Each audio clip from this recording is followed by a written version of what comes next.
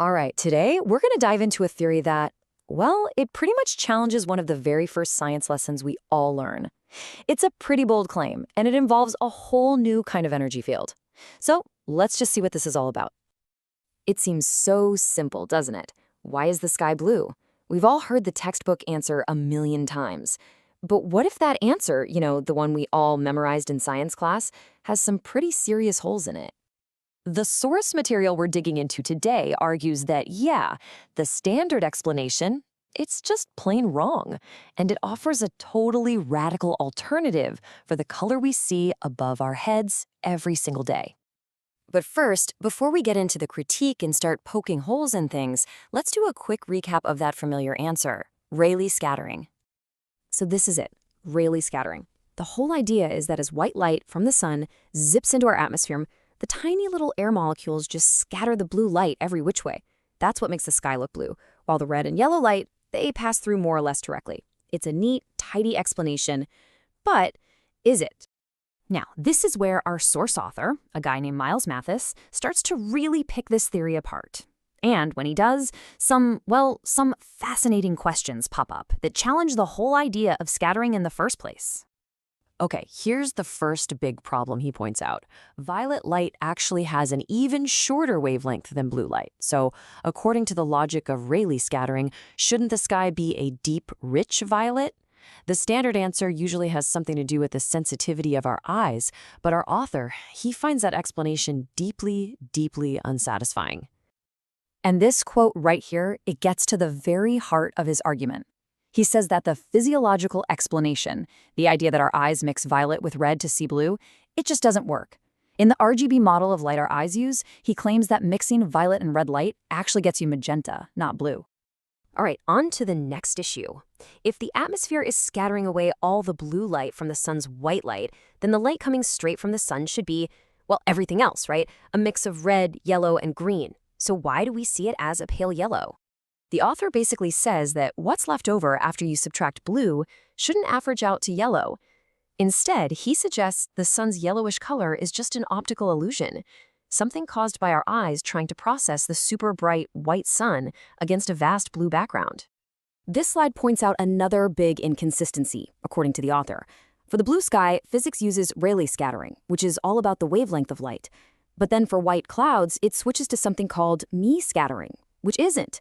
The author's asking, why would the size of the particle completely change the rules of the game?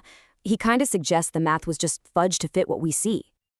And this leads to what the author thinks is the biggest problem of all. Scattering, by its very definition, diffuses light. It should make things dimmer. So how on earth does it explain the incredible, overwhelming brightness of the daytime sky? Where is all that extra energy coming from? Yeah, the author does not mince words here. He argues that for scattering to work as an explanation for the sky's brightness, it basically requires the magical creation of energy. An incoming photon supposedly makes a molecule radiate light, but the original photon doesn't lose any energy itself. It's a process, he claims, that completely violates the conservation of energy. Okay, so if the author's arguing that scattering can't possibly explain the sky's brightness, what's his alternative? Well, he proposes a pretty radical idea. A whole new mechanism that involves an invisible energy field constantly rising up from the Earth itself. And this is the core of his alternative theory. It says that the Earth isn't just a passive ball of rock, but that it's actively emitting a field of charge, what he calls charged photons. They're invisible to us, but they are constantly flowing upward, away from the ground. So where does this field even come from? Well, according to this theory, energy from the sun doesn't just hit us, it gets drawn in at the poles, it's processed or recycled through the planet's core, and then it's radiated back out from the entire surface. So, with this wild idea of a rising charge field in our back pocket, let's see how the author builds a totally new explanation for a blue and bright sky. Okay, so here's the crucial part. Instead of sunlight scattering, the author suggests it actually collides with this rising field of charged photons. He calls this interaction damping, and what it does is reduce the energy of the sunlight. The theory says that because red photons have a similar energy level to these charged photons, they get damped the most. This basically filters out the red end of the spectrum, and boom, the sky looks blue. This table really gives us a great side-by-side. For the interaction, you've got scattering versus collision. For what causes the color, it's blue getting scattered out versus red getting damped down. And for the brightness, and this is a big one, it's energy being magically created versus energy being transferred from the charge field to the sunlight. And to explain the brightness, the author uses this really powerful analogy. He compares our atmosphere to a laser's gain medium. You know how a laser needs to be pumped with energy to amplify light? Well, he argues that this rising charge field pumps the atmosphere, adding energy into the system and making the sky bright in a way that he claims scattering just can't explain. So, what we're left with are two fundamentally different ways of seeing the sky above us. It's pretty wild when you think about it.